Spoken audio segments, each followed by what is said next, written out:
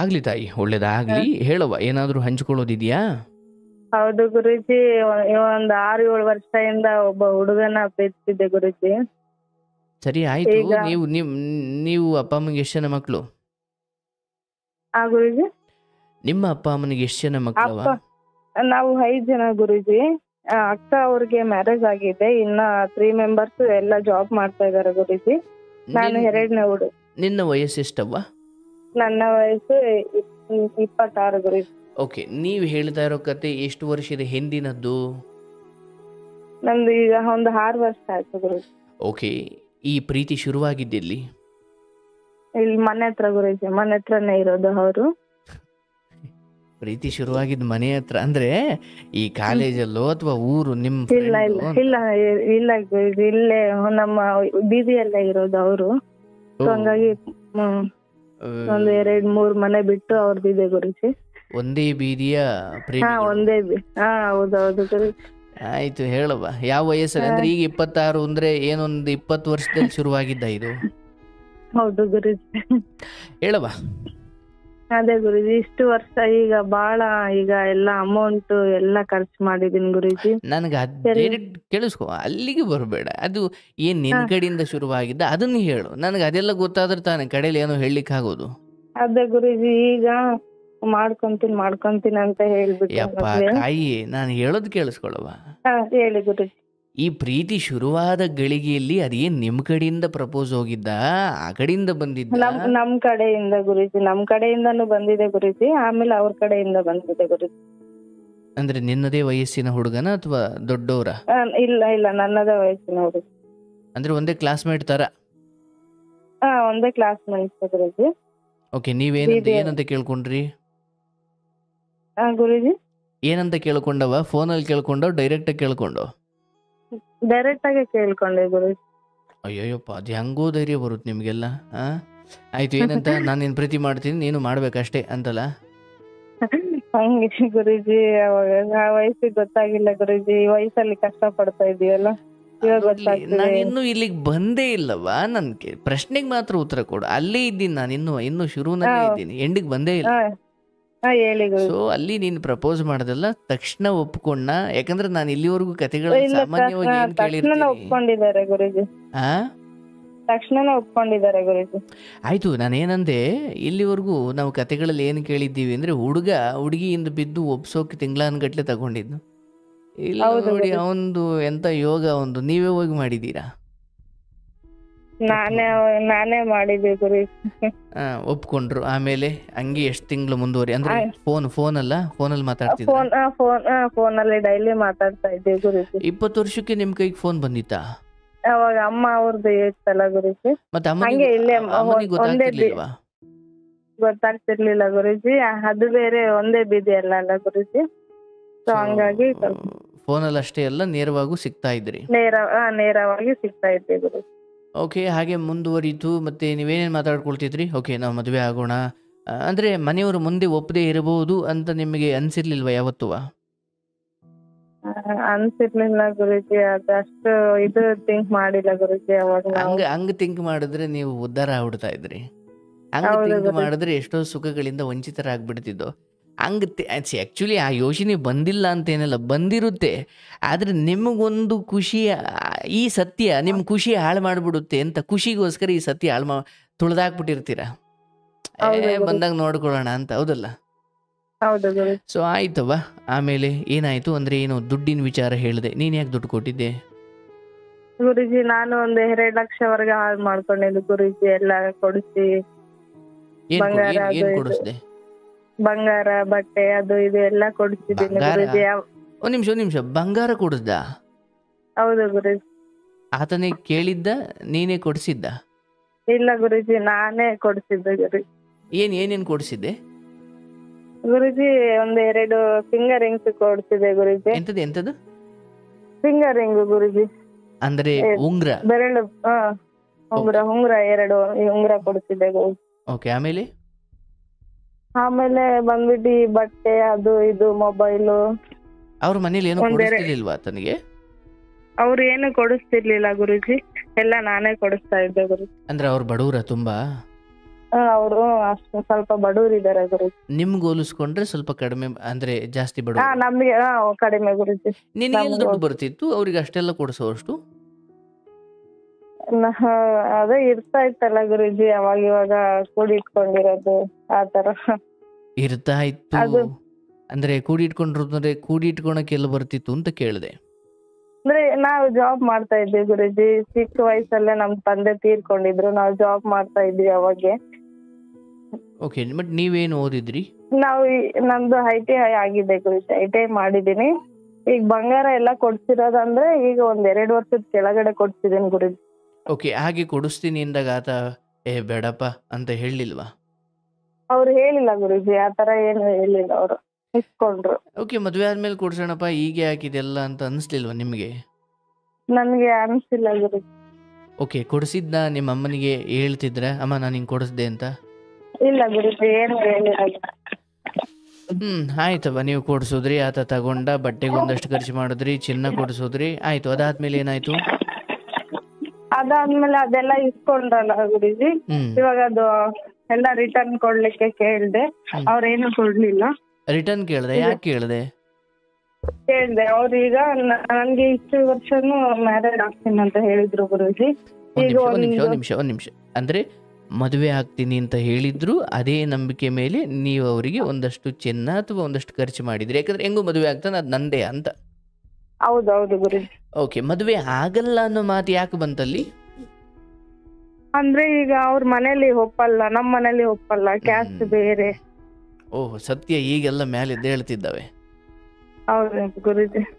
Okay, ಆ ಹುಡುಗನೇ ಹೇಳಿದ್ದ? ಅಂದ್ರೆ ನಮ್ಮನೆ ಅಂದ್ರೆ ಗೊತ್ತಾಯ್ತಾ ಅವ್ರ ಮನೆಯಲ್ಲಿ? ಗೊತ್ತಾಗಿ ವಿರೋಧ ಮಾಡಿ ಅಂದ್ರೆ ಅವ್ರು ವಿರೋಧ ಮಾಡಿ ಆದ್ಮೇಲೆ ಈತ ಹೇಳದ್ನ, ಅಥವಾ ಅವ್ರಿಗೇನು ಗೊತ್ತಿಲ್ಲ ಈತನೇ ಹೇಳ್ತಾ ಇರೋದು ಅಂತ ಅನ್ಸ್ತಾ? ಗುರುಜಿ, ಅವ್ರ ಮನೇಲಿ ಎಲ್ಲ ಗೊತ್ತಾಯ್ತು ಗುರುಜಿ, ನಮ್ಮ ಮನೇಲಿ ಎಲ್ಲ ಗೊತ್ತಾಯ್ತು, ನಮ್ಮ ಮನೇಲಿ ಎಲ್ಲಾರು ಒಪ್ಕೊಂಡ್ರು ಗುರುಜಿ. ಓಹೋ, ಆಗೋಕೆ ಅವ್ರ ಮನೇಲಿ ಯಾರು ಒಪ್ತಾ ಇಲ್ಲ ಗುರುಜಿ. ಒಪ್ಪದೇ ಇರೋದಿಕ್ ಕಾರಣಗಳೇನು? ಗುರುಜಿ, ಒಪ್ಪದೇ ಇರೋದಿಕ್ ಕಾರಣ? ಅವ್ರ ಅಣ್ಣ ಅವ್ರದ್ದು ಹಿಂಗೆ ಲವ್ ಮ್ಯಾರೇಜ್ ಆಗಿದೆ ಗುರುಜಿ, ಹಂಗಾಗಿ ಅವ್ರ ಅಪ್ಪಗೆ ಇರ್ಲಾರ್ದ ಆಯ್ತು ಗುರುಜಿ. ಇವಾಗ ಇವ್ರು ಮಾಡ್ಕೊಂಡ್ಬಿಟ್ರಾಗಿನ ಇನ್ನ ಏನಾದ್ರು ಆಗುತ್ತೆ ಅನ್ನೋ ರೀಸನ್ ಅಲ್ಲಿ ಅವ್ರು ಅದನ್ನ ನನ್ನ ಹತ್ರ ಹೇಳ್ತಾ ಇದಾರೆ ಗುರುಜಿ. ಏನಂತ? ಅದೇ ಈಗ ನಮ್ಮಪ್ಪ ಹುಷಾರಿಲ್ಲ, ನಾನು ಮಾಡ್ಕೊಂಡ್ರೆ ಏನಾದ್ರು ಆಗ್ಬಿಟ್ರೆ ಅವ್ರು ಇರಲ್ಲ ಅಂತ ಹೇಳ್ತಿದಾರೆ, ಹಂಗ ಏನೋನೋ ಹೇಳ್ತಾ ಇದ್ದಾರೆ ಗುರುಜಿ. ಓಕೆ, ಅಂದ್ರೆ ಅವ್ರ ಅಣ್ಣ ಕೂಡ ಪ್ರೀತಿ ಮಾಡಿ ಮದುವೆ ಆಗಿದ್ದ? ಮದ್ವೆ ಸೊ ಹಂಗ ಆಗಿದ್ರಿಂದ ಅಪ್ಪ ಹಾಸಿಗೆ ಹಿಡಿದಿದ್ದಾರೆ, ನಾನಾದ್ರೆ ಒಂಟೆ ಹೋಯ್ತಾರೆ ಅನ್ನೋ ಅರ್ಥದಲ್ಲಿ? ಹೌದು ಗುರುಜಿ. ಅವಾಗ ಏನಂದೆ ನೀನು? ನಾನು ಹೇಳ್ದೆ ಗುರುಜಿ, ನಾವು ಮಾಡ್ಕೊಂಡು ಮನೆಯಲ್ಲೇ ಇರೋಣ, ಎಲ್ರು ಚೆನ್ನಾಗಿ ನೋಡ್ಕೊಳ್ಳೋಣ ಅಂತ ನಾನು ಹೇಳ್ದೆ ಗುರುಜಿ. ಅವರು ಆಗಲ್ಲ ಅಂತ ಹೇಳ್ತಾ ಇದ್ದಾರೆ ಗುರುಜಿ. ಅಂದ್ರೆ ಮದುವೆ ಮಾಡ್ಕೊಂಡು ಮನೇಲಿ ಇರೋಣ ಅಂದ್ರೆ ಯಾರ ಮನೇಲಿ? ಅವ್ರ ಮನೆಯಲ್ಲೇ ಗುರುಜಿ. ಓಕೆ, ಅಂತದ್ದು ಏನಾದ್ರು ಆದ್ರೆ ನಾನು ನೋಡ್ಕೊಳ್ತೀನಿ ಅಂತಲ್ಲ? ಹೌದು ಗುರುಜಿ. ಓಕೆ, ಏನ್ ಹೇಳಿದ್ರು ಅವರು? ಅವ್ರು ಆಗಲ್ಲ ಅಂದ್ರೆ ಆಗಲ್ಲ ಅಂತ ಹೇಳ್ತಿದ್ದಾರೆ ಗುರುಜಿ. ಆಗಲ್ಲ ಅಂದ್ರೆ ಮದುವೆ ಆಗಲ್ಲ ಅಂತ? ಆಗಲ್ಲ, ಮದುವೆ ಆಗಲ್ಲ, ನೀನು ನಿಮ್ ಮನೇಲಿ ನೋಡ್ಕೊಂಡಿರೋ ಮ್ಯಾರೇಜ್ ಆಗು ಅಂತ ಹೇಳ್ತಾ ಇದ್ದಾರೆ ಗುರುಜಿ. ಸೊ ಈಗ ಯಪ್ಪ ನೀನ್ ಖಾಲಿ ಬೀಳ್ತೀನಿ, ಆಗ್ದಿದ್ರೆ ಹಾಳಾಗೋದೆ, ನನ್ ಚಿನ್ನ ಕೊಡಪ್ಪ ಅಂದ? ಹಂಗೆಲ್ಲ ಗುರುಜಿ, ಈಗ ನನ್ಗೆ ಅಷ್ಟು ಮೋಸ ಮಾಡ್ಬಿಟ್ಟಲ್ಲ, ಅವೆಲ್ಲ ಯಾಕೆ, ಅವೆಲ್ಲ ಕೊಟ್ಬಿಟ್ರ ಆಯ್ತಲ್ಲ ಅಂತ ಆತರ ಹೇಳ್ದೆ ಗುರುಜಿ ಅಷ್ಟೇ. ಯಾವೆಲ್ಲ ಕೊಟ್ರ ಆಯ್ತಾ? ಅದೇ ಚಿನ್ನ ಎಲ್ಲ ಕೊಟ್ಟಿದಲ್ಲ ಗುರುಜಿ, ನಮ್ಮ ಮನೇಲಿ ಕೇಳ್ಬಿಡು, ಈಗ ಅವರೇ ಮ್ಯಾರೇಜ್ ಆಗಲ್ಲ ಅಂತ ಹೇಳ್ತಾರಲ್ಲ, ಅಂತದ್ರಲ್ಲಿ ನೀನ್ ಕೊಟ್ಟಿರೋದೆಲ್ಲ ಯಾಕೆ ಅವ್ರಿಗೆ ಅಂತ ಹೇಳಿ ಮನೇಲಿ ಅವರು. ಈಗ ನೀನ್ ಕೊಡ್ಸಿರೋದೆಲ್ಲ ನಿನ್ ಮನೆಯವ್ರಿಗೆ ಗೊತ್ತಾಗಿದೆ? ಗೊತ್ತಾಗಿದೆ ಸೊ ಈಗ ಅವನು ಮದುವೆ ಆಗಲ್ಲ ಅಂತಾನೆ, ನೀನೇ ಬೇಡ ಅಂದ್ಮೇಲೆ ನೀನ್ ಕೊಡ್ಸಿರೋದು ಯಾಕೆ ವಾಪಸ್ ಇಸ್ಕೊ ಅಂತ ನಿನ್ ಮನೆಯವ್ರು ಹೇಳ್ತಾರೆ. ಹೌದು, ಈ ಕಡೆಯಿಂದ ಏನ್ ಹೇಳ್ತಾನೆ ಈತ? ಅದೇ ನನ್ನ ಹತ್ರ ತಾವು ಮಿಸ್ ಆಗ್ಬಿಟ್ಟಿದೆ, ನಾನು ನಿಧಾನವಾಗಿ ಅದೇನ್ ಅಮೌಂಟ್ ಇದೆ ಅದು ಕೊಡ್ತೀನಿ ಅಂತ ಹೇಳ್ತಿದ್ದಾರೆ ಗುರುಜಿ. ಈಗಿಲ್ಲ ಮಿಸ್ ಆಗಿದೆ ಅಂದ್ರೆ ಕಳೆದಿದ್ದೀನಿ ಅಂತಲೋ, ಅಡ ಇಟ್ಟಿದ್ದೀನಿ ಅಂತಲೋ, ಅಥವಾ ಹೋಗ್ಬಿಟ್ಟಿದೆ ಅಂತಲೋ? ಕಳೆದಿದೆ ಅಂತ ಗುರುಜಿ. ನಿಮ್ಗೇನ್ ಅನ್ಸುತ್ತೆ ಪ್ರಾಕ್ಟಿಕಲಿ? ಕಳೆದಿಲ್ಲ ಗುರುಜಿ, ಅವ್ರ ಹತ್ರನೇ ಇದೆ, ಅವರು ಈ ತರ ಹೇಳ್ತಿದಾರೆ ಅಷ್ಟೇ. ಕೊಟ್ಟಿದ್ದೀನಿ ಅನ್ನೋದಕ್ಕೆ ನಿನ್ನ ಹತ್ರ ಏನ್ ಪ್ರೂಫ್ ಇದೆ? ಇದೆ ಗುರುಜಿ, ನಾನು ಈಗ ಅಮೌಂಟ್ ಕೊಟ್ಟಿರೋದು ಎಲ್ಲ ನನ್ನ ಹತ್ರ ಫೋನ್ ಪೇ ಎಲ್ಲ ಇದೆ ಗುರುಜಿ. ಈಗ ಅವ್ರ ಹತ್ರ ಕೊಟ್ಟಿದ್ದೀನಿ ಅನ್ನೋದು ಕೂಡ ನನ್ನ ಫ್ರೆಂಡ್ಸ್ ಇದ್ದಾರೆ ಗುರೂಜಿ. ಈಗ ಓಕೆ, ಅವ್ರ ಮನೆಯವ್ರನ್ನ ಹೋಗಿ ಕೇಳ್ದ? ಅವ್ರ ಮನೇಲಿ ಕೇಳಿಲ್ಲ ಗುರೂಜಿ. ಅವ್ರು ಏನು ಮಾತಾಡ್ತಾ ಇಲ್ಲ ಗುರೂಜಿ. ಯಾರು ಏನು ಮಾತಾಡ್ತಿಲ್ಲ? ಅವ್ರ ಮನೇಲಿ ನಾನು ಏನು ಮಾತಾಡಿಲ್ಲ ಗುರೂಜಿ. ಮಾತಾಡಕ್ಕೆ ಬಿಡಲ್ಲ ಗುರೂಜಿ ಅವರು. ಅವರು ಆ ಹುಡುಗ ಹೆಂಗೆ ಅಂದ್ರೆ ಗುರೂಜಿ, ಅವ್ರ ಮನೇಲಿ ಇರೋ ಮಾತ್ ಅವ್ರ ಅಕ್ಕ ಅವರು ಅವ್ರ ಅಮ್ಮ ಅವ್ರು ಏನ್ ಹೇಳ್ತಾರೆ ಅದನ್ನೇ ಕೇಳ್ತಾನೆ ಗುರೂಜಿ. ನನ್ ಪ್ರೀತಿ ಏನು ಕೇಳಲ್ಲ, ನನ್ ಮಾತು ಏನು ಕೇಳಲ್ಲ, ಎಲ್ಲ ಅವ್ರ ಹೆಂಗೆ ಅಂತ ಅದನ್ನೇ ಹೇಳ್ತಾ ಇದಾರೆ ಗುರೂಜಿ. ಬೇರೆ ಹತ್ರ ಅಲ್ಲ, ಈಗ ಹೋಗಿ ಆಯ್ತಪ್ಪ, ಈಗ ನಾನು ಅವತ್ತೆಲ್ಲ ಕೊಡ್ಸಿರೋ, ಈಗ ಈತನ ಕೇಳಿದ್ರೆ ಈತ ಏನೋ ಕಾರಣ ಹೇಳ್ತಿದ್ದಾನೆ, ಅವ್ರ ಮನೆಯವ್ರಿಗೂ ವಿಷಯ ಮುಟ್ಸು. ಹಾ ಗುರೂಜಿ, ಅದೇ ಮುಟ್ಸಿಲ್ಲ ಗುರೂಜಿ. ಮುಟ್ಸಿದ್ರೆ ಏನಾಗ್ಬೋದು? ನಮ್ಮನ್ನು ಕೇಳಿ ಕೊಟ್ಟಿದ್ದಾನಮ್ಮ, ಹೋಗಮ್ಮ ಸುಮ್ಮನೆ ಅಂತಾರೆ ಅಲ್ವಾ? ಹೌದು ಗುರೂಜಿ. ಅವಾಗ ನೀನು ಕೇಸ್ ಹಾಕ್ಬೋದು, ಏನೋ ಮಾಡ್ಬೋದು. ಏನು ಮಾಡಿದ್ರು ಅಂತಿಮವಾಗಿ ಈ ಹುಡುಗ ಕೊಡೋದಿಕ್ಕೆ ಸಮಯ ಕೇಳ್ತಿದ್ದಾನ ಅಥವಾ ಕೊಡೋದೇ ಇಲ್ಲ, ಅದೇನು ಮಾಡ್ಕೊಂತಿದ್ದಾನ? ಏನು ಈತನ ಸ್ಪಷ್ಟವಾದ? ಇಲ್ಲ ಗುರೂಜಿ, ಕೊಡ್ತೀನಿ, ಈಗ ನನ್ನ ಹತ್ರ ಇಲ್ಲ. ನಾನು ಕೊಡ್ತೀನಿ, ಕೊಡೋದೇನ ಕೊಡ್ತೀನಿ, ಸ್ವಲ್ಪ ಕೊಡ್ತೀನಿ, ಈಗ ನನ್ನ ಹತ್ರ ಇಲ್ಲ ಅಂತ ಹೇಳ್ತಿದ್ದಾನೆ ಗುರೂಜಿ. ಸ್ವಲ್ಪ ಕೊಡ್ತೀನಿ. ಹೌದು ಗುರೂಜಿ. ಈ ನಿಮ್ ತಾಯಿ ಏನ್ ಕೆಲಸ ಮಾಡ್ತಾರೆ? ತಾಯಿ ಅವರು ಹಾಸ್ಟೆಲ್ ವರ್ಕ್ ಮಾಡ್ತಾರೆ ಗುರೂಜಿ. ಎಲ್ಲಿ? ವುಮೆನ್ಸ್ ಹಾಸ್ಟೆಲ್ ವರ್ಕ್ ಮಾಡ್ತಾರೆ ಗುರೂಜಿ. ಹೆಣ್ಣು ಮಕ್ಕಳ ವಸತಿ ಗೃಹ ಅಂದ್ರೆ ಹಾಸ್ಟೆಲ್ ಅಲ್ಲಿ ಏನ್ ಕೆಲಸ ಮಾಡ್ತಾರೆ? ಅವರು ಎಲ್ಲ ಇದು ತರಕಾರಿ ಎಲ್ಲ ಕಟ್ ಮಾಡ್ತಾರೆ ಗುರೂಜಿ, ಅಡಿಗೆ ಇದ್ರಲ್ಲಿ. ಅವ್ರಿಗೆ ಒಂದ್ ದಿವಸಕ್ಕೆ ಸಂಬಳ ಎಷ್ಟು ಅಮ್ಮನಿಗೆ? ತಿಂಗಳಿಗೆ 7,000 ಕೊಡ್ತಾರೆ. 7,000 ಕೊಡ್ತಾರೆ ಗುರೂಜಿ. ಓಕೆ, ತಿಂಗಳಿಗೆ 7,000 ಅಂದ್ರೆ ದಿವಸಕ್ಕೆ ಅಂದ್ರೆ ಒಂದೇನೋ 300 ರೂಪಾಯಿ ಆಯ್ತಾ? 250 ರೂಪಾಯಿ ಆಯ್ತಾ? 250 ರೂಪಾಯಿ ಆಯ್ತು ಗುರೂಜಿ. ಓಕೆ, 250 ರೂಪಾಯಿ ಆಯ್ತು. ಸೊ ತಿಂಗಳು ದುಡಿದ್ರೆ ಅವ್ರಿಗೆ 7,000. ಹೌದು. ಅಪ್ಪ ಏನ್ ಮಾಡ್ತಾರೆ? ಅಪ್ಪ ಇಲ್ಲ ಗುರೂಜಿ, ಅವರು ಡೆತ್ ಆದ್ರು ಗುರೂಜಿ. ಅವರು ಸತ್ತೋಗಿ ತೀರ್ಕೊಂಡು ಈಗ ಒಂದು 14 ವರ್ಷ ಆಯ್ತು ಗುರೂಜಿ. ಓಕೆ, ಅವಾಗ ನೀವು ಎಷ್ಟು ವರ್ಷದ ಮಕ್ಕಳು ನೀವು? ತಂದೆ ತೀರ್ಕೊಂಡು 6 ಗುರೂಜಿ. ಎಷ್ಟು ಜನ ನೀವು ಒಟ್ಟು? 5 ಜನ? 5 ಜನ ಗುರೂಜಿ. 5 ಜನ ಹೆಣ್ಣು ಮಕ್ಕಳನ್ನ ಗಂಡನನ್ನು ಕಳ್ಕೊಂಡು ತಾಯಿ ಒಬ್ಳೆ ಸಾಕಿದ್ದಾಳೆ ಗುರೂಜಿ. ನಾನು ನಮ್ಮ ಅಕ್ಕ ಅವರು ನಾವು ಎಲ್ಲ ಓದೋದು ಸ್ಟಾಪ್ ಮಾಡಿ ಇನ್ನ ಮುಂದೆ ಓದ್ತಾ ಇದ್ರು ಗುರೂಜಿ. ಅವ್ರಿಗೆ ಓದ್ತಿದ್ವಿ ಗುರೂಜಿ. ಓಕೆ, ನಿಮ್ಮನ್ನು ಎಷ್ಟೋ ಓದಿಸಿದ್ರು? ಹೌದು ಗುರೂಜಿ. ಅವತ್ತಿಂದ ನಿಮ್ ತಾಯಿ ಕೆಲಸ ಮಾಡ್ತಲೇ ಇದ್ದಾರೆ? ಇವಾಗ್ಲೂ ಮಾಡ್ತಾರೆ ಗುರೂಜಿ. ಸೊ ಮನೇಲಿ ಈಗ ಎಷ್ಟು ಜನ ಇದ್ದೀರಾ? ನಾವು 5 ಜನ ಗುರೂಜಿ, ಅಮ್ಮ ಒಂದು 6 ಜನ ಗುರೂಜಿ. ಅಕ್ಕ ಅವ್ರಿಗೆ ಮದ್ವೆ ಆಗಿದೆಲ್ಲ ಗುರೂಜಿ. ಇವಾಗ ನಾವು 4 ಹೇಳಿದ್ದು ಅದು, ಅವ್ರು ಹೋಗಿರೋರ್ನ ಬಿಟ್ಟು ಇನ್ 4 ಜನ?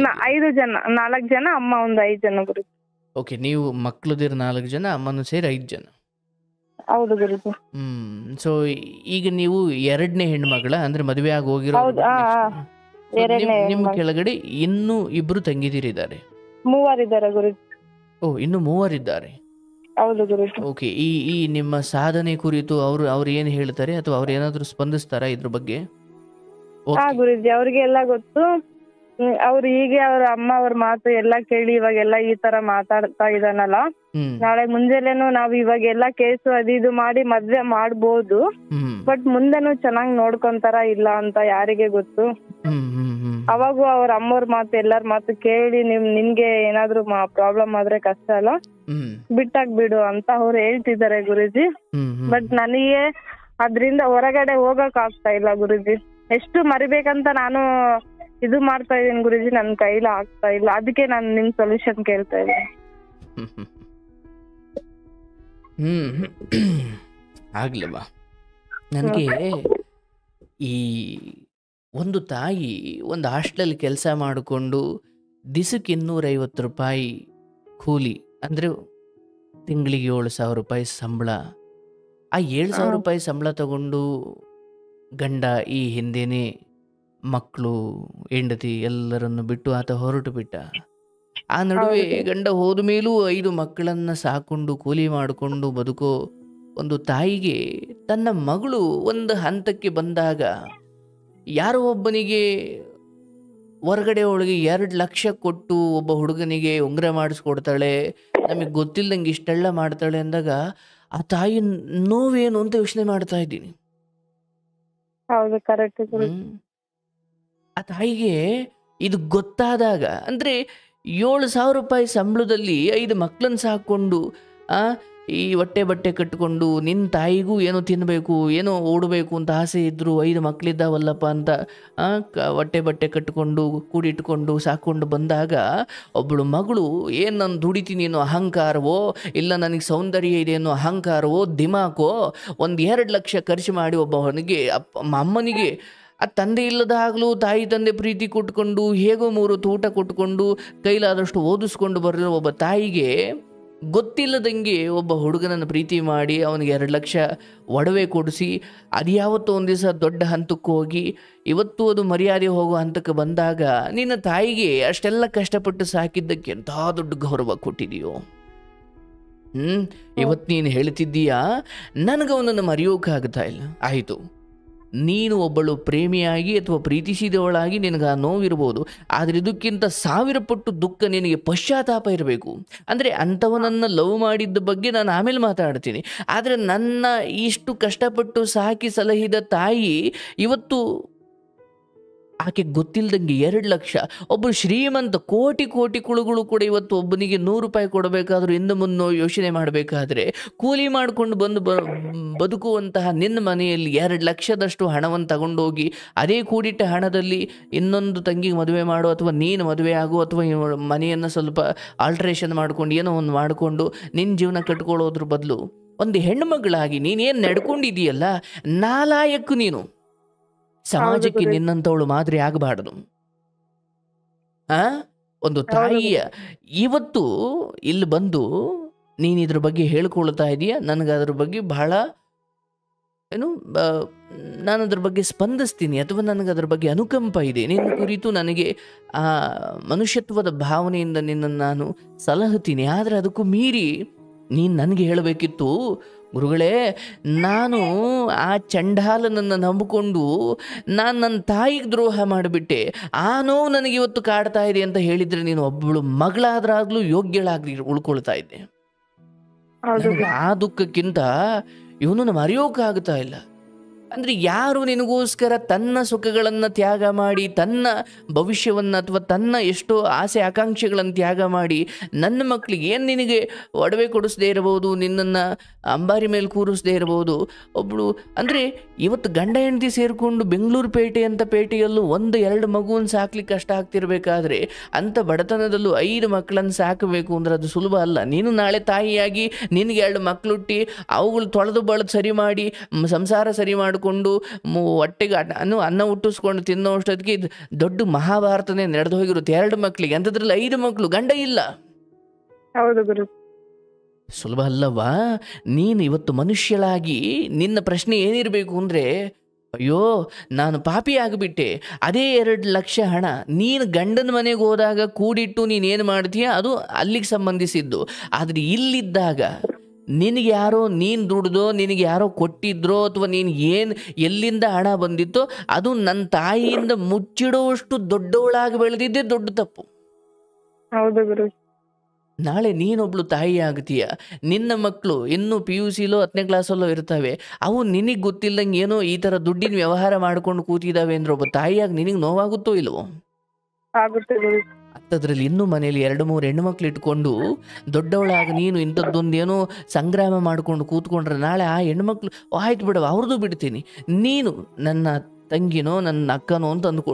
ಇವನ್ ಇಂಥ ವಿಚಾರ ಹೊರಗಡೆ ಗೊತ್ತಾಗಿ ನಾಳೆ ಸುಲಭ ಅಲ್ಲವ ನಿನ್ನ ಬದುಕು. ಓಹೋ ಇವಳು ಮದುವೆಗೆ ಮುಂಚೆ ಒಬ್ಬನಿಗೆ 2 ಲಕ್ಷದ್ದು ಒಡವೆ ಕೊಡಿಸಿದ್ಲಂತೆ, ಇನ್ನೂ ಏನೇನು ನೀನೇನು ಮಾಡಿಲ್ಲ, ಏನೇನು ಮಾಡ್ಕೊಂಡೋಳೋ ಏನೋ ಅಂತಾರೆ. ಕಳಂಕ ಒರೆಸಿಬಿಡ್ತಾಳೆ. ಯಾವುದರಿಂದಲೂ ತೊಳೆಯೋಕ್ಕಾಗದೇ ಇರೋ ಕಳಂಕ ಒರೆಸಿಬಿಡ್ತಾರೆ. ನಿನ್ನ ಶೀಲದ ಬಗ್ಗೆ ಕೆಟ್ಟದ್ದು ಮಾತಾಡ್ತಾರೆ. ನೀನು ಅವನಿಗೆ ಒಳ್ಳೆಯದನ್ನೇ ಬಯಸದೆ ಅವನು ಚೆನ್ನಾಗಿರಲಿ ಅಂತಲೇ ಎಲ್ಲ ಮಾಡಿದೆ. ಆದರೆ ಮದುವೆಗೆ ಮುಂಚೆ ಹೋಗಲಿ ಪ್ರೀತಿಸಿದನ್ನು ಒಪ್ಕೊಂಡೇ ಬಿಡೋಣ, ಆಯಿತು ನಿನ್ನ ಪ್ರೀತಿ ಒಳ್ಳೇದೇಪ್ಪ, ನೀನು ಒಳ್ಳೇದೇ ಪ್ರೀತಿ ಮಾಡಿದ್ದು ಒಳ್ಳೇದೇ ಅಂತಲೇ ಒಪ್ಕೊಳ್ತೀನಿ. ಆದರೆ ಹೀಗೆ ಅಪ್ಪ ಅಮ್ಮನಿಗೆ ಗೊತ್ತಿಲ್ಲಂಗೆ ನಾನು ಏನೇನೋ ಕೊಡಿಸುವ ಈ ಕೆಟ್ಟ ಸಂಪ್ರದಾಯ ಇದೆಯಲ್ಲ, ಇದು ಮಾದರಿ ಆಗಬಾರದು. ಹೆಂಗಾದ್ರೆ ಅಥವಾ ನಿಮ್ಮಂತೆ ಹೀಗೆ ಕೊಡಿಸೋದಕ್ಕೆ ಶುರು ಮಾಡಿದ್ರೆ ತಗೊಳ್ಳೋರು ಅವರು ತಗೊಳ್ತಾರೆ. ನಾಳೆ ಏನೋ ತಪ್ಪಿಸ್ಕೊಂಡ್ರೆ ಆಯಿತು, ಏನೋ ಒಂದು ನೆಪ ಹೇಳಿ ಸುಮ್ಮನಾದ್ರೆ ಆಯಿತು, ಈಗ ನಷ್ಟ ಹೋಗ್ಲವಾ, ಹಣ ಸಂಪಾದಿಸ್ಬಿಡ್ತೀಯ ನೀನು, ಮತ್ತೆ ದುಡಿತೀಯ ಅಂದ್ಕೊಳ್ಳೋಣ. ಆದರೆ ಈ ಕುರಿತು ನಿನ್ನ ತಾಯಿಗೆ ಬಹುಶಃ ಆಕೆ ಕಣ್ಣೀರು ಹಾಕಿ ಅತ್ತಿಲ್ಲದೆ ಇರ್ಬೋದು, ಆದರೆ 2 ಲಕ್ಷದಷ್ಟು ಹಣದನ್ನು ಅಥವಾ ಏನೋ ಒಂದು ದೊಡ್ಡ ಮಟ್ಟದ ಹಣವನ್ನು ಇಷ್ಟು ಖರ್ಚು ಮಾಡುವಷ್ಟು ನನ್ನ ಮಗಳು ದೊಡ್ಡವಳಾಗ್ಬಿಟ್ಲ, ನಾನು ಬದುಕಿದ್ದಂತೆ, ಅಥವಾ ಇನ್ನೂ ಮದುವೆ ಆಗುವ ಮುಂಚೆನೇ ನನ್ನ ಮಗಳು ಹಿಂಗೆಲ್ಲ ಮಾಡಿಬಿಟ್ಲ ಅಂದಾಗ ಇದು ಅದೇ ಹೇಳ್ತಾರಲ್ಲ, ಮನೆ ಹಿರಿಯಕ್ಕನ ಚಾಳಿ ಮನೆಮಕ್ಳಿಗೆಲ್ಲ ಅಂತ ಒಂದು ಮಾತಿದೆ. ಹೌದು ಗುರುಜಿ, ಇದೆ ಗುರುಜಿ. ತಂಗಿದೀರು ಏನಾದರೂ ಒಂಚೂರು ಇದನ್ನು ಬೇರೆ ಥರ ತಗೊಂಡ್ರು ಅಂದರೆ ನಿನ್ನ ತಾಯಿ ಬದುಕಿದ್ದಾಗಲೇ ನರಕ ನೋಡಿಬಿಡ್ತಾಳೆ. ಹೌದು ಗುರುಜಿ. ಹಾಗಾಗಿ ಇಲ್ಲಿ ತಾಯಿ ನಿನ್ನ ತಂಗಿದೀರು ಒಂದು ಮಾತು ಹೇಳಿದ್ರು, ಏನು ನೋಡುವ, ಇವತ್ತು ನಾವು ಕಂಪ್ಲೇಂಟ್ ಕೊಟ್ಟು ನಿನ್ನ ಹತ್ರ ಇರೋ ಸಾಕ್ಷಿಗಳನ್ನು ಏನು ಅವರಿಗೆ ತಲುಪಿಸಿ ಅಥವಾ ಅಲ್ಲಿ ನಾವು ಸಾಕ್ಷಿಯನ್ನು ತೋರಿಸಿ ಮದುವೆ ಮಾಡಿಸ್ಬೋದು, ಅಥವಾ ನಮಗೆ ಅನ್ಯಾಯ ಆಗಿದೆ ಅಂತ ಇದು ಮಾಡಿ, ಬಟ್ ಮನಸ್ಸುಗಳ ಒಪ್ಪಂದ, ಮನಸ್ಸುಗಳ ಹೊಂದಾಣಿಕೆ ಇಲ್ಲದೆ ಮದುವೆ ಎನ್ನುವುದು ಯಾವುದು ದ್ವೇಷಕ್ಕೋ ಅಥವಾ ನನಗೆ ಹಿಂಗೆ ಮಾಡಿಬಿಟ್ಟ ಅಲ್ವಾ ನಾನು ನಿನ್ನನ್ನು ಮದುವೆ ಆಗದೆ ಬಿಡಲ್ಲ, ಮದುವೆ ಅನ್ನೋದು ಹಂಗಾಗುವಂಥದ್ದಲ್ಲ ಅದು. ಹೌದು ಗುರುಜಿ. ಒಂದು ತಾಯಿ ಮಗುವಿಗೆ ನೀನು ಅನ್ನ ಊಟ ಮಾಡದೆ ಹೋದ್ರೆ ಹೊಡೆದ್ನು ನೋಡಿ, ಬಾಯಿ ಮೇಲೆ ಹೊಡಿತೀನಿ ಅಂತ ಹೇಳಿ ಅನ್ನವನ್ನು ಬಾಯಿ ಒಳಗಡೆ ತುರುಕ್ತಾಳೆ. ತಾಯಿಯನ್ನು ಆ ಮಗು ದ್ವೇಷ ಮಾಡಿದ್ರೂ ಪರವಾಗಿಲ್ಲ, ನನಗೆ ಹಿಂಗೆ ಹೊಡೆದು ಬಿಟ್ಲಲ್ಲ ಅಂತ ಮಗುವಿನ ಹೊಟ್ಟೆ ತುಂಬಿದ್ರೆ ಸಾಕು. ಹೌದು ಗುರುಜಿ. ಅಂದರೆ ಆ ತಾಯಿ ಮಗುವಿಗೆ ಅನ್ನ ತಿನ್ನಿಸುವ ವೇಳೆಯಲ್ಲಿ ಆ ಮಗುವಿಗೆ ತಾನು ಶತ್ರುವಾದರೂ ಪರವಾಗಿಲ್ಲ, ಆ ಮಗು ಹೊಟ್ಟೆ ತುಂಬಬೇಕು, ಯಾಕಂದರೆ ಇಲ್ಲಾಂದ್ರೆ ಗ್ಯಾಸ್ಟ್ರಿಕ್ಕೋ ಇನ್ನೇನೋ ಆಗಿ ಮಗು ತೊಂದರೆ ಅನುಭವಿಸುತ್ತೆ. ಅಂದರೆ ಈ ವಿಚಾರಗಳಲ್ಲಿ ಬೇಕಾದರೆ ಕೋಪ ಮಾಡಿಕೊಂಡು ನಾವು ಅನ್ನ ಊಟ ಮಾಡಿಸ್ಬಿಡ್ಬೋದು. ಆದರೆ ಮದುವೆ ಅನ್ನೋ ವಿಚಾರ ಬಂದಾಗ ಅಲ್ಲಿ ಇಡೀ ಅಂದರೆ ಮದುವೆ ಮಾಡಿಸ್ಲಿಕ್ಕೆ ಬಂದಿರೋ ಜ್ಯೋತಿಷಿ ಮಂತ್ರ ಅಥವಾ ಆ ಪುರೋಹಿತ ಕೂಡ ಕೆಟ್ಟ ಕೆಟ್ಟ ಮಂತ್ರ ಹಾಕಿ ಈ ದಂಪತಿಗಳು ಹಾಳಾಗೋಗಲಿ ಅಂತ ಹೇಳಿ ಇಡೀ ಬಂದಿರೋ ಆ ಜನಗಳೆಲ್ಲ ಸಂಬಂಧಿಕರೆಲ್ಲ ಅಕ್ಷತೆ ಕಾಳು ಹಾಕಬೇಕಾದ್ರೆ ಇವ್ರು ಹಾಳಾಗೋಗ್ಲಿ ಅಂತ ಅವರು 1000 ಶಾಪ ಹಾಕಲಿ, ನಿಮ್ಮ ನಡುವೆ ಹೊಂದಾಣಿಕೆ ಇದ್ರೆ ಆ ಶಾಪಗಳು ನಿಮಗೆ ತಟ್ಟಲ್ಲ. ಆದರೆ ನಿಮ್ಮ ನಡುವೆ ಹೊಂದಾಣಿಕೆ ಇಲ್ಲದೆ ಬಂದಿರೋರೆಲ್ಲ ಹಾರೈಸಿದ್ರು ಆ ಹಾರೈಕೆಗಳಿಗೆ ಅರ್ಥವೇ ಇಲ್ಲ. ಹೌದು ಗುರು. ಹಾಗಾಗಿ ತಾಯಿ, ಇಲ್ಲಿ ನಿನ್ನ ಹೃದಯದಲ್ಲಿ ಈ ಕ್ಷಣಕ್ಕೂ ಇರಬೇಕಾದ, ನಾನು ಅಯ್ಯೋ ನನಗೆ ಹಿಂಗೆ ಮೋಸ ಮಾಡಿಬಿಟ್ನಲ್ಲ, ಇಲ್ಲ, ಯಾವ ಸಮಯದಲ್ಲಿ ಏನು ಮಾಡಬೇಕು ಅನ್ನೋದು ನಮ್ಮ ಹಿರಿಯರು ಹೇಳಿ ಹೋಗಿದ್ದಾರೆ, ಅದನ್ನು ಹಾಗೆ ಮಾಡಬೇಕು. ನೀನು 20 ವಯಸ್ಸಿಗೆ ಇನ್ನೂ ಓದಬೇಕಾದ ಅಥವಾ ಇನ್ನು ಮನೆ ಮಗಳಾಗಿದ್ದಾಗಲೇ ಹೊರಗಡೆ ಸಂಸಾರ ಮಾಡೋ ಮಟ್ಟಿಗೆ ಬೆಳೆದು ನಿಂತಿದೆಯಾ ಅಂದ್ರೆ ಅನುಭವಿಸ್ಲೇಬೇಕು, ಬೇರೆ ವಿಧಿ ಇಲ್ಲ. ಕೊಡಬೇಕಾದ್ರೆ ಯಾರು ನಿನಗೆ ತಾಯಿ ಕೇಳಿದ್ದೋ? ಇಲ್ಲ, ಅವ್ರ ಮನೆ ಆಯಿತು, ಅವ್ರ ಮನೆಯವರು ಬಂದು ಉಕ್ಕಣಮ್ಮ ನನ್ನ ಮಗನ ನಿನಗೆ ಕೊಡ್ತೀನಿ, ಇನ್ನೊಂದು ಎಷ್ಟು ವರ್ಷ ಹೋಗಲಿ, ನಾವೇ ಎಂಗೇಜ್ಮೆಂಟ್ ಮಾಡಿ ಮದುವೆ ಮಾಡಿಕೊಡ್ತೀವಿ ಅಂತ ಏನು ಭರವಸೆ ಕೊಟ್ಟಿದ್ರ? ಅಥವಾ ಇವನು ಅವರ ಅಪ್ಪ ಅಮ್ಮನಿಗೆ ಹೇಳಿ ನಾನು ಅವಳನ್ನು ಪ್ರೀತಿಸ್ತಾ ಇದ್ದೀನಿ, ನಾನು ಅವಳೇ ಮದುವೆ ಆಗೋದು ಅಂತ ಅವ್ರ ಬಾಯಿಂದ ಯಾವತ್ತಾದರೂ ಹೇಳಿಸಿದ್ನ? ಅಥವಾ ನಿನ್ನ ಅಪ್ಪ ಅಮ್ಮನಿಗೆ ಹೇಳಿಬಿಟ್ಟು ನೀನು ಮುಂದುವರೆದಿದ್ದ? ಏನೂ ಇಲ್ಲ. ನಿಂತ ಈ ಈ ಈ ಪ್ರೇಮ ಇದೆಯಲ್ವ, ನಿನ್ನ ಈ ಕುರುಡು ಪ್ರೇಮ ಇವತ್ತೇನಾಯಿತು ನೋಡು. ಅದೇ ಹುಡುಗ, ಯಾವ ಹುಡುಗನಿಗೆ ನಿನ್ನ ಕೂಡಿಟ್ಟ ಹಣ, ಇಂಥ ಕಷ್ಟ ಕಾರ್ಪಣ್ಯ ಇಂಥ ಬಡತನದಲ್ಲೂ ಕೂಡಿಟ್ಟ ಹಣವನ್ನು ಅವನು ಚೆನ್ನಾಗಿರಲಿ, ಅವನು ಮಿಂಚಲಿ, ಅವನು ಬಂಗಾರ ತೊಡಲಿ ಅಂತ ಎಷ್ಟು ಪ್ರೀತಿಯಿಂದ ಮಾಡಿದೆ, ಆದರೆ ಅವನಿಗೆ ಅದ್ರ ಬಗ್ಗೆ ಕೃತಜ್ಞತೆ ಇಲ್ಲ.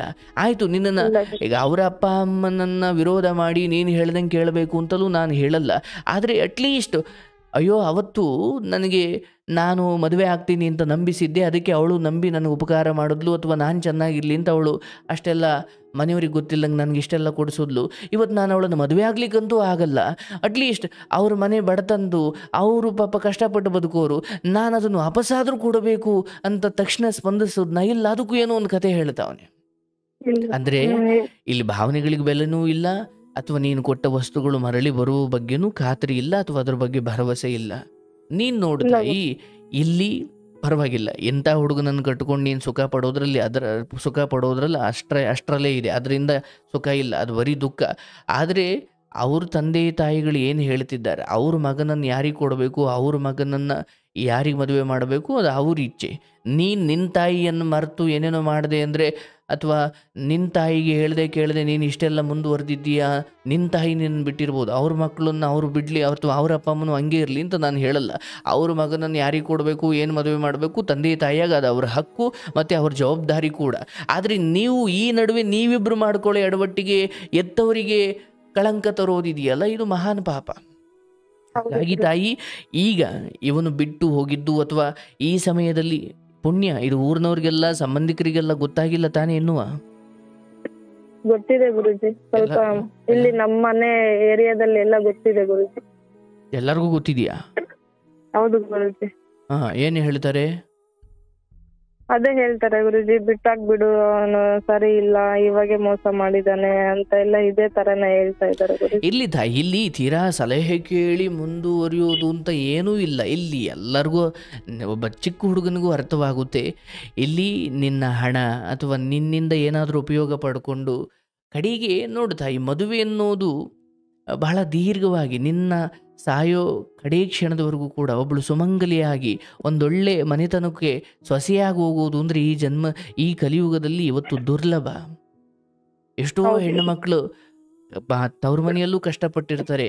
ಆಯ್ತಪ್ಪ, ಇಲ್ಲಿ ಕಷ್ಟ ಆಯಿತು, ಗಂಡನ ಮನೆಯಲ್ಲಾದರೂ ಸುಖವಾಗಿರೋಣ, ಅಲ್ಲೂ ಒಂಚೂರು ನೆಮ್ಮದಿಯಾಗಿರೋಣ ಅಂತ ಹೋದರೆ ಅಲ್ಲಿ ಗಂಡ ಕುಡುಕ, ಗಂಡ ಸರಿ ಇಲ್ಲ, ಗಂಡ ಸರಿ ಇದ್ದರೆ ಅತ್ತೆ ಕಾಟ, ಅತ್ತೆ ಸರಿ ಇದ್ದರೆ ಮಾವನ ಕಾಟ.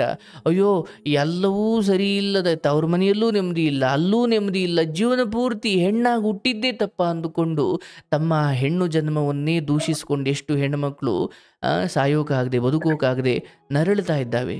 ಅಂದರೆ ನೋಡವ್ವ, ಇಲ್ಲಿ ಹಣ ನೀನು ಮತ್ತೆ ಸಂಪಾದಿಸಬಹುದು, ಅಥವಾ ನೀನು ಅವೆಲ್ಲವನ್ನು ಅವನು ಕೊಡದೆ ಹೋದರೂ ನಿನ್ನ ಪ್ರಾಣ ಏನು ಹೋಗಲ್ಲ. ಆಯಿತು, ಆ ಕರ್ಮ ಅವ್ರು ಅನುಭವಿಸ್ಕೊಳ್ತಾರೆ.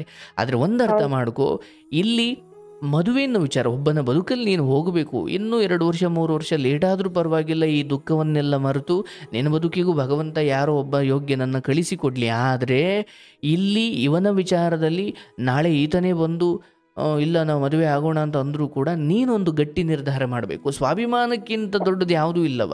ಯಾಕಂದರೆ ಅವರು ಸರಿ, ಅವನು ನೀನು ನನಗೆ ಸಿಕ್ಕರೆ ಸಾಕು, ನೀನು ಹೇಳ್ದಂಗೆ ಕೇಳ್ತೀನಿ, ನೀವು ಏನು ಹೇಳ್ತೀರೋ ನಾನು ಅದನ್ನು ಮಾಡ್ತೀನಿ, ತೀರಾ ಈ ಮಟ್ಟಿಗೆ ಸ್ವಾಭಿಮಾನ ಕಳ್ಕೊಂಡು ಪ್ರೀತಿ ಮಾಡಬಾರ್ದು. ನಿನಗೂ ಏನು, ನಿಮ್ಮ ತಾಯಿಗೂ ಏನು ಗಂಡು ಮಕ್ಕಳಿಲ್ಲ, ನೀವು ಕೂಡ ತಾಯಿ ಸಾಕಬೇಕು.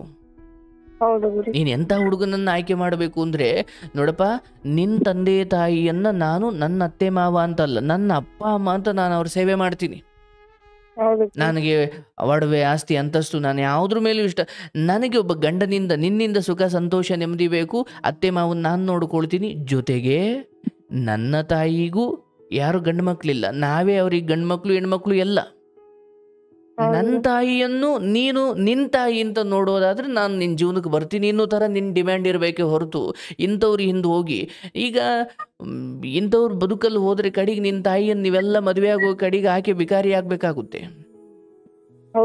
ಮನೆಯಲ್ಲಿ ಗಂಡು ಮಕ್ಕಳಿಲ್ಲದ ಸಮಯದಲ್ಲಿ ದೊಡ್ಡವಳಾಗಿ ನೀನು ನಿಂತು ತಂಗಿದಿರನ್ನೆಲ್ಲ ಕಳಿಸಿ, ಅಥವಾ ನೀನು ಮದುವೆ ಆಗಿ ನಿನ್ನ ಗಂಡ ಎಂಥವನಿರಬೇಕು ಅಂದರೆ ಮನೆ ಮಗನಾಗಿರಬೇಕು, ಅಂಥವನನ್ನು ನೀನು ಆಯ್ಕೆ ಮಾಡಬೇಕೆ ಹೊರತು ಅದು ಈ ಥರ ತರಾತುರಿಯಲ್ಲಿ ನಾನು ಪ್ರೀತಿ ಮಾಡಿಬಿಟ್ಟಿದೆ, ಅಯ್ಯೋ ನಿನ್ನ ಕಾಲಿ ಬೀಳು ತಿನ್ಕೊಳೋ, ನನ್ನ ಮದುವೆ ಆಗೋ, ನೀನು ಹೇಳ್ದಂಗೆ ಕೇಳಿ ತಿನ್ಕೊಳೋ, ನಾಳೆ ನಿನ್ನ ತಾಯಿ ಬಿಟ್ಟು ಬಾ, ನಿನ್ನ ತವ್ರ ಮನೆಗೆ ಹೋಗಂಗಿಲ್ಲ, ನಿನ್ನ ಯಾರನ್ನೂ ಈ ಮನೆಯೊಳಗೆ ಕರ್ಸಂಗಿಲ್ಲ, ಇಂಥ ಜೀವನಕ್ಕೆ ಹೋಗ್ಬಿಟ್ರೆ ನರಕ ಅನುಭವಿಸ್ಬಿಡ್ತೀಯ ಆಮೇಲೆ.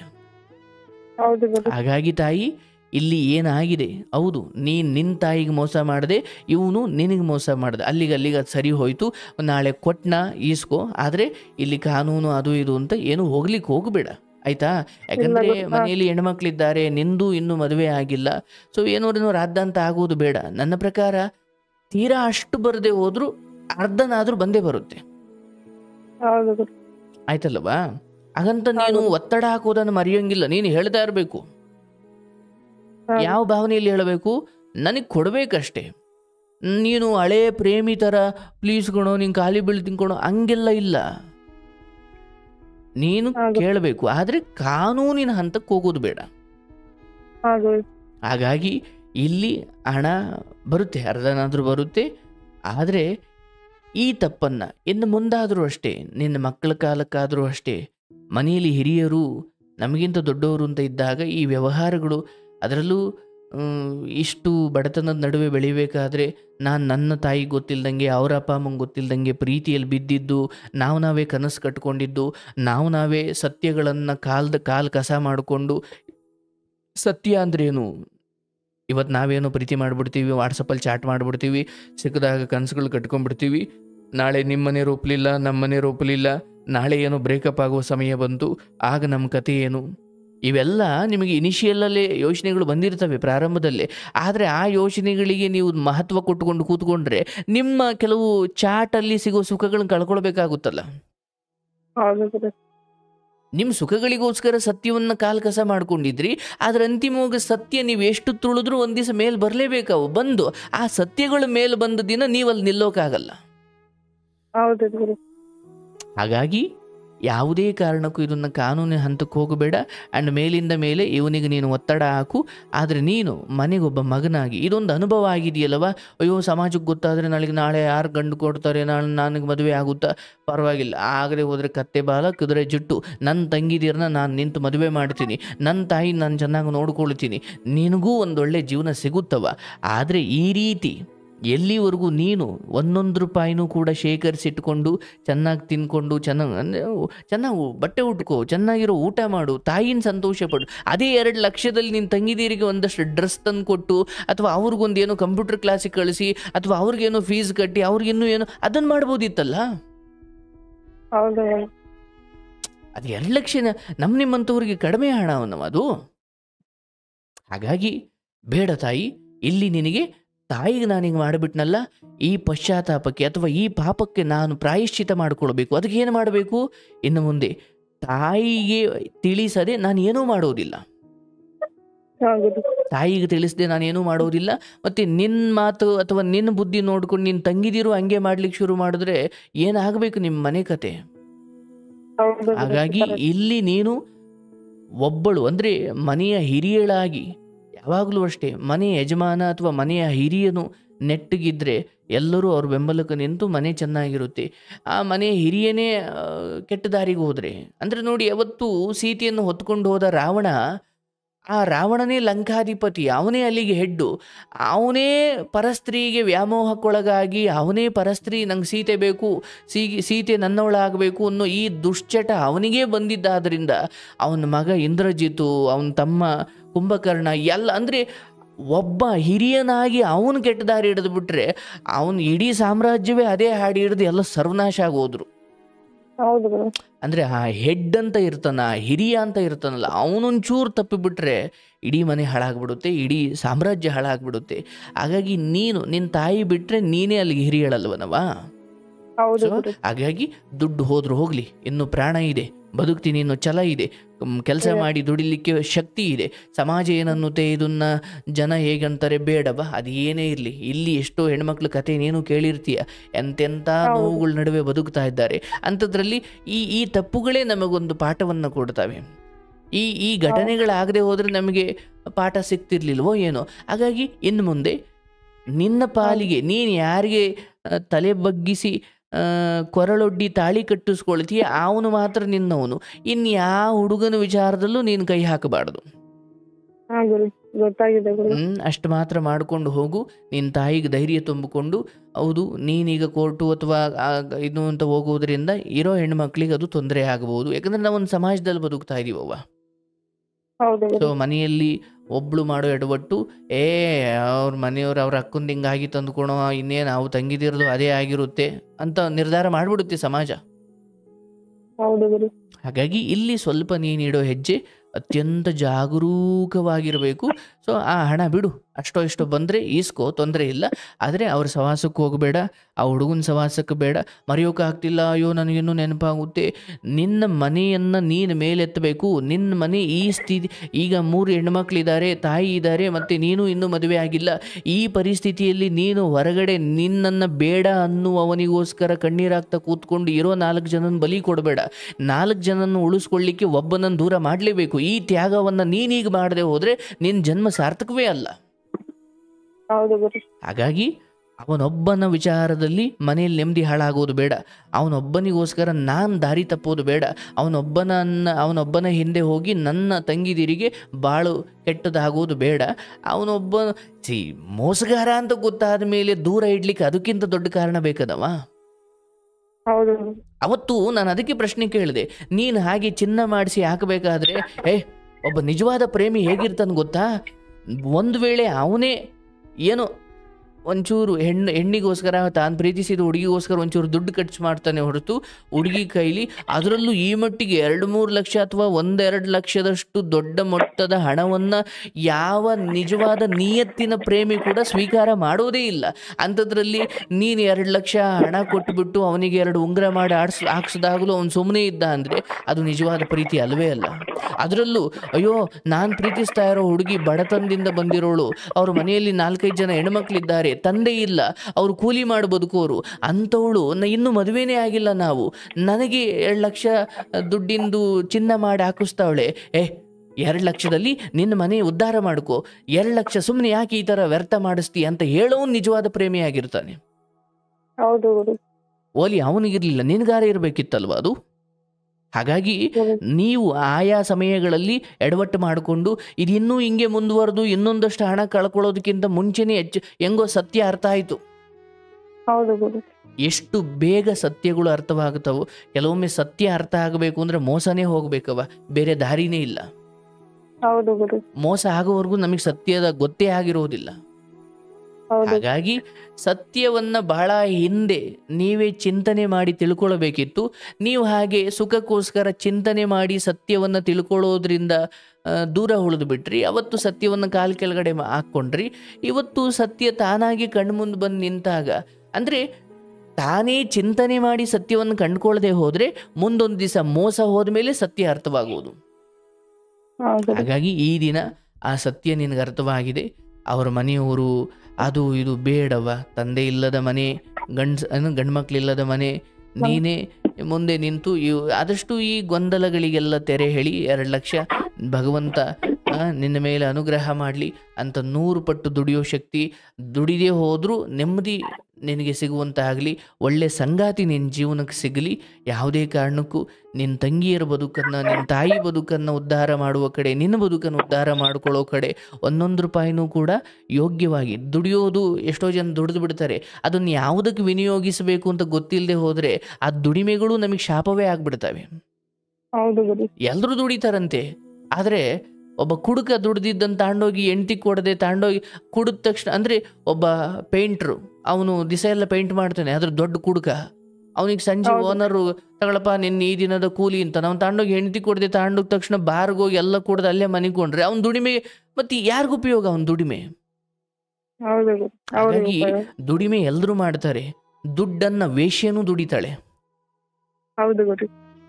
ಆದರೆ ಅದನ್ನು ಯೋಗ್ಯವಾದದ್ದಕ್ಕೆ ವಿನಿಯೋಗಿಸಿದಾಗ ಮಾತ್ರ ಆ ಧನಕ್ಕೂ ಆ ಹಣಕ್ಕೂ ಒಂದು ಅರ್ಥ ಬರುತ್ತೆ. ಹಾಗಾಗಿ ನಿನ್ನ ದುಡಿಮೆ ತಗೊಂಡೋಗಿ ಅಲ್ಲಿ ಯಾರಿಗೂ ಚಿನ್ನ ಕೊಡಿಸಿ ಅವನಿನ್ನು ಮದುವೆ ಆಗ್ತಾನ, ಅವ್ರ ಮನೆಯವರು ಒಪ್ಪಿದಾರ, ಇದು ಯಾವುದೂ ಗೊತ್ತಿಲ್ಲ. ನಾನು ಪ್ರೀತಿಸಿದ್ದೀನಿ, ನಾವಿಬ್ಬರು ಪ್ರೀತಿಸ್ತಿದ್ದೀವಿ ಅನ್ನೋ ಕಾರಣಕ್ಕೆ ಅವನಿಗೆ 2 ಲಕ್ಷ ಖರ್ಚು ಮಾಡಿ ಮದುವೆಗೆ ಮುಂಚೆನೇ ನೀನು ಉಂಗುರ ಹಾಕ್ಸೋದಂತೆ, ಅವನಿಗೆ ಬಟ್ಟೆಗಳು ಕೊಡಿಸೋದಂತೆ, ದುಂದು ವೆಚ್ಚ ಮಾಡೋದಂತೆ, ಇವು ನಿಜವಾದ ಪ್ರೇಮಿಗಳ ಲಕ್ಷಣವೇ ಅಲ್ಲ. ನಿಜವಾದ ಪ್ರೇಮಿಗಳು ಇಲ್ಲ ನಾವಿಬ್ಬರೂ ಕೂಡ 1 ರೂಪಾಯಿನೂ ಖರ್ಚು ಮಾಡೋ ಅದ್ರ ಮದುವೆಗೆ ಮುಂಚೆ ಅಪ್ಪ ಅಮ್ಮ ಗೊತ್ತಿಲ್ಲದೆ ನಾವು ಏನೋ ಒಂದು ಬಟ್ಟೆ ಕೊಡಿಸೋದು, ಏನೋ ಅವ್ರಿಗೆ ಒಂಚೂರು ಸರ್ಪ್ರೈಸ್ ಕೊಡೋದು, ಅವ್ರಿಗೆ ಇಷ್ಟವಾಗಿರೋದು ಏನೋ ಒಂದಷ್ಟು ವಸ್ತುಗಳು ತಂದು ಕೊಡೋದು, ಅದೆಲ್ಲ ಓಕೆ. ಅಂಥದ್ರಲ್ಲಿ 2-3 ಲಕ್ಷಕ್ಕೆ ಹೋಗ್ತಾರೆ ಅಂದರೆ ಮೊದಲನೇದಾಗಿ ಹುಡುಗಿಯಾಗಿ ಇಂಥ ಕೆಟ್ಟ ನಿರ್ಧಾರ ನೀನು ಮಾಡಬಾರ್ದಿತ್ತು. ಮತ್ತು ಈಗ ಕೆಟ್ಟ ನಿರ್ಧಾರ ಮಾಡಿದ್ದನ್ನು ಅವನು ನಿನಗೇನು ಹುಚ್ಚಿಡ್ದಿದೆಯಾ, 2 ಲಕ್ಷ ಖರ್ಚು ಮಾಡಿ ಉಂಗುರ ಹಾಕ್ತಾಳಂತೆ, ಇದೆಂಥ ಪ್ರೀತಿ, ನಾವಿನ್ನು ಮದುವೆ ಆಮೇಲೆ ನೋಡ್ಕೊಳ್ಳೋಣ, ಅದೆಲ್ಲ ಈಗಲ್ಲ, ಒಳ್ಳೆಯದಲ್ಲ ಇದು ಅಂತ ಆತ ಹೇಳಬೇಕಿತ್ತು. ಬಹುಶಃ ಆ ಜಾಗದಲ್ಲಿ ನಾನಿದ್ರ ಬಡ್ದು ಬುದ್ಧಿ ಹೇಳ್ತಿದ್ದೆ ನಿನಗೆ. ಹಾಗಾಗಿ ಇಲ್ಲಿ ನಿನಗೆ ಬುದ್ಧಿ ಇರಬೇಕಿತ್ತು, ಇಲ್ಲ ಆತನಿಗಿರಬೇಕಿತ್ತು. ಬಟ್ ಇಬ್ಬರೂ ಕೂಡ ಮೋಹದ ಬಲೆಗೆ ಬಿದ್ದುಬಿಟ್ಟು ನಿಮಗೆ ಸತ್ಯ ಧರ್ಮ ನ್ಯಾಯ ಅನ್ಯಾಯಗಳು ಗೊತ್ತೇ ಆಗಲಿಲ್ಲ. ಆಗ ಈಗ ಯಾವಾಗ ನಿಮ್ಮ ಭ್ರಮಾಲೋಕ ಮಂಜು ಕರಗಿದ ಹಾಗೆ, ಅಂದರೆ ಏನೇ ಬೆಳಗ್ಗೆ ಹೊತ್ತು ಈ ಕೆಲವೊಮ್ಮೆ ನೋಡಿ ಚಳಿಗಾಲದಲ್ಲಿ ಆಚೆ ಬಂದಾಗಲೇ ಹೊಗೆ ಥರ ಈ ಕಡೆ ಯಾರು ಬರ್ತಾವ್ರೆ ಅಂತಲೇ ಗೊತ್ತಾಗಲ್ಲ, ಹಂಗಿರುತ್ತೆ. ಅದು ಎಷ್ಟೊತ್ತು ಅಂತ ಇರಬಹುದು, ಸೂರ್ಯ ಕಿರಣಗಳು ಜಾಸ್ತಿ ಆದಷ್ಟು ಅದು ಕರಗೋಗಿ ಮತ್ತೆ ಸತ್ಯ. ಕೆಲವೊಮ್ಮೆ ಹಾಗೆ ಸತ್ಯದ ಮೇಲೆ ಆ ಮಂಜು ಆ ಹೊಗೆ ಮುಚ್ಕೊಂಡ್ಬಿಟ್ಟಿರುತ್ತೆ. ಆ ಹೊಗೆಯನ್ನೇ ಸತ್ಯ ಅಂದ್ಕೊಳ್ತೀವಿ. ಇಲ್ಲ, ಆ ಹೊಗೆ ಒಂದಷ್ಟೊತ್ತು ಇದ್ದು ಹೋಗ್ಬಿಡುತ್ತೆ, ಆದರೆ ಸತ್ಯವೇ ಕಡೆಗೆ ಉಳಿಯೋದು.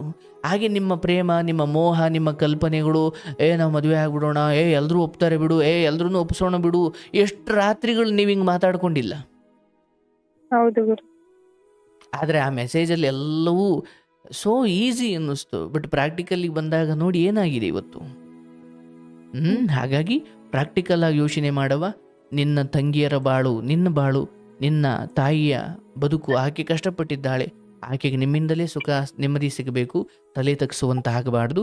ನಿನ್ನ ತಾಯಿ ತಲೆ ತಗ್ಸೋ ಹಾಗೆ ನಡ್ಕೊಳ್ಳದೆ ಹೋದರೆ, ನಿನ್ನ ತಾಯಿ ತಲೆ ತಗ್ಸೋ ಹಾಗೆ ನೀನು ಯಾವ ಕೆಲಸನೂ ಮಾಡದೆ ಹೋದರೆ ನಿನ್ನ ಜನ್ಮ ಸಾರ್ಥಕ ತಾಯಿ.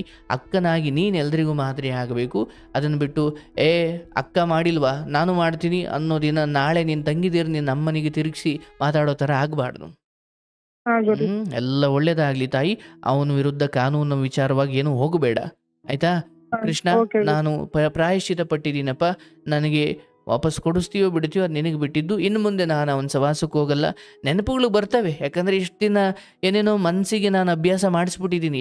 ಇಷ್ಟೊತ್ತಾದರೆ ಮೆಸೇಜ್ಗೆ ಬರ್ತಾ ಇರ್ತವೆ, ನಾನು ರಿಪ್ಲೈ ಕೊಡ್ತಾ ಇದ್ದೆ. ಯಾಕಂದರೆ ಒಂದು ದಿನಚರಿ ನಿಮ್ದಿತ್ತು ಮೊದಲಿಂದ. 9 ಗಂಟೆ ಆದರೆ ಮೆಸೇಜ್ಗಳು ಶುರುವಾಗೋದು, ರಾತ್ರಿ 12 ಗಂಟೆ ತನಕ ಮಾತಾಡೋದು, ಮತ್ತು ಬೆಳಗ್ಗೆ ಎದ್ದ ತಕ್ಷಣ ಫೋನ್ ನೋಡೋದು. ಅಂದರೆ ಯಾವುದನ್ನು ತಿಂಗಳಾನ್ಗಟ್ಲೆ ವರ್ಷಾನ್ಗಟ್ಲೆ ಮನಸ್ಸಿಗೆ ನೀವು ಅಭ್ಯಾಸ ಮಾಡಿಸ್ಬಿಟ್ರೋ ಅದನ್ನು ಒಂದೇ ಸಲ ಬಿಡು ಅಂದ್ರೆ ಅದಾಗಲ್ಲ. ಅದು ಕುಡ್ಕುನಿಗೆ ಎಣ್ಣೆ ಬಿಡಿಸೋಕೆ ಪ್ರಯತ್ನ ಮಾಡ್ದಂಗೆ ಅದು. ಅದು ಒಂದೇ ಸತಿ ಹೋಗಲ್ಲ. ಆದರೆ ನಾನು ಇದರಿಂದ ಹೊರಗಡೆ ಬರಬೇಕು. ಅವನಿಂಥ ಮೋಸಗಾರನ ಜೊತೆ ನನ್ನ ಮುಂದಿನ ಜೀವನ ಖಂಡಿತ ಚೆನ್ನಾಗಿರಲ್ಲ. ಯಾಕಂದರೆ ನಾವು ಕನಸಲ್ಲಿ ಅಥವಾ ನಾವು ವಾಟ್ಸಪ್ ಚಾಟಲ್ಲಿ ನಾವು ಮಾತಾಡಿಕೊಂಡಷ್ಟು ಪ್ರಾಕ್ಟಿಕಲ್ ಜೀವನ ಹಂಗಿಲ್ಲ. ಸೊ ಆ ಪ್ರಾಕ್ಟಿಕಲ್ ಆಗಿ ಯೋಚನೆ ಮಾಡು.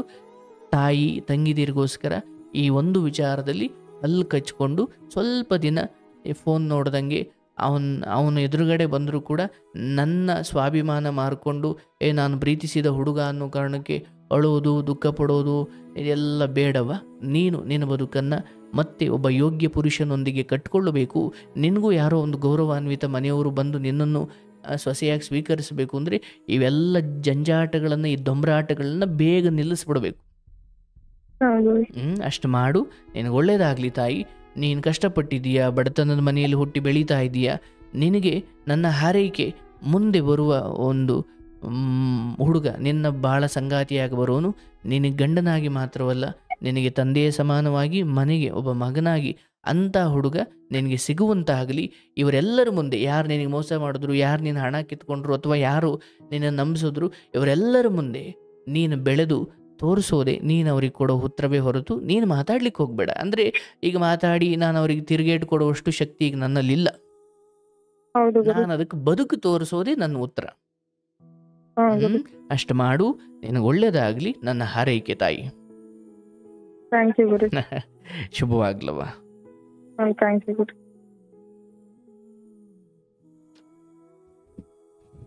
ಪರಮಾತ್ಮ ನೋಡಿ, ಪಾಪ ಎಷ್ಟೋ ಹೆಣ್ಣು ಮಕ್ಕಳು ಈ ವಿಚಾರದಲ್ಲಿ ಎಷ್ಟೋ ಹಣ ಕಳ್ಕೊಂಡಿದ್ದಾರೆ. ಹೆಣ್ಮಕ್ಳು ಮಾತ್ರ ಅಲ್ಲ, ಗಂಡು ಮಕ್ಕಳು ಕಳ್ಕೊಂಡಿದ್ದಾರೆ. ಅದು ಯಾಕೆ ನಿಮಗೆ ಆ ಭಾವನೆ ಬರುತ್ತೆ ಅಂತ ನನಗೆ ಗೊತ್ತೇ ಆಗಲ್ಲ. ನೋಡಿ, ಅದು ಪ್ರೀತಿಯ ಮೋಹವೇ ಹಾಗೆ. ನನ್ನ ಹುಡುಗಿಗೆ ನಾನು ಅದನ್ನು ಕೊಡಿಸ್ಬಿಡೋಣ, ನಮ್ಮ ಹುಡುಗಂಗೆ ನಾನು ಇದನ್ನು ಕೊಡಿಸ್ಬಿಡೋಣ. ಅಫ್ಕೋರ್ಸ್ ಆ ಪ್ರೀತಿಯ ಭಾವನೆಗಳು, ನನ್ನ ಹುಡುಗ ನನ್ನ ಹುಡುಗಿ ಅನ್ನೋ ಆ ಭಾವನೆಗಳು ನಿಮಗೆ ಹಾಗೆ ಮಾಡಿಸ್ಬೋದು. ಬಟ್ ನನಗನ್ಸುತ್ತೆ ತುಂಬ ಸ್ವಲ್ಪ ಪ್ರಬುದ್ಧವಾಗಿ ಯೋಚನೆ ಮಾಡಿ. ಮದುವೆಗೆ ಮುಂಚೆನೇ ನೀವೇನೂ ಕೊಡಿಸ್ದೇ ಹೋದರೂ ಆ ಹುಡುಗಿ ನಿಮ್ಮನ್ನು ಏನೂ ಕೇಳಲಿಲ್ಲ, ನಿಮ್ಮ ಜೊತೆ ಅಷ್ಟೇ ಪ್ರೀತಿಯಿಂದ ಮಾತಾಡ್ತಿದ್ರು ಅಂದರೆ ಆ ಹುಡುಗಿ ನಿಜವಾದ ಒಳ್ಳೆ ಹುಡುಗಿ. ಮದುವೆಗೆ ಮುಂಚೆ ನೀವು ಫೋನ್ ಕೊಡಿಸ್ತೀರಾ ಅಥವಾ ನೀವು ಫೋನ್ ಕೊಡಿಸ್ಲಿಲ್ಲ, ನೋಡು ಅವನು ಹುಡುಗಿಗೆ ಏನೇನೋ ಕೊಡಿಸಿದ್ದಾನೆ, ನಮ್ಮ ಹುಡುಗ ನನಗೇನು ಕೊಡಿಸ್ತಿಲ್ಲ ಅಂದರೆ ನನ್ನ ಮೇಲೆ ಪ್ರೀತಿ ಇಲ್ಲ ಅಂದ್ಕೊಂಡು ನಿಮ್ಮ ಮೇಲೆ ಬೇಜಾರು ಮಾಡಿಕೊಂಡ್ರೆ ಆಕೆಗೆ ಮೆಚೂರಿಟಿ ಇಲ್ಲ ಅಂತ ಅರ್ಥ. ಎಂಗೇಜ್ಮೆಂಟ್ ಆದಮೇಲೂ ಕೂಡ ಅಥವಾ ಈ ಹುಡುಗಿನೇ ನಾನು ಮದುವೆ ಆಗೋದು ಅಂತ ಗೊತ್ತಾದ ಮೇಲೂ ಕೂಡ ನೀವೇನೂ ಕೊಡಿಸ್ಬಾರ್ದು. ಪ್ರೀತಿನ ಮಾತಾಡಬೇಕು, ಕಾಳಜಿ ಮಾಡಬೇಕು. ನೀವೇನು ಕೊಡಿಸ್ದೇ ಹೋದಾಗಲೂ ಅಷ್ಟೇ ಪ್ರೀತಿ ನಿಮ್ಮ ಮೇಲಿತ್ತು ಅಂದರೆ ಅದು ನಿಜವಾದದ್ದು ಅಲ್ವಾ? ಅದನ್ನು ಬಿಟ್ಟು ಸುಮ್ಮನೆ ಒಂದಷ್ಟು ಖರ್ಚು ಮಾಡಿಬಿಡೋದು ಅದೆಲ್ಲ ಒಳ್ಳೆಯದಲ್ಲ. ಹೆಣ್ಮಕ್ಳು ಅರ್ಥ ಮಾಡಿಕೊಳ್ಬೇಕು. ಶುಭವಾಗಲಿ. ಈಗ ಮುಂದಿನ ಕರೆ ತಗೊಳ್ಳಿ.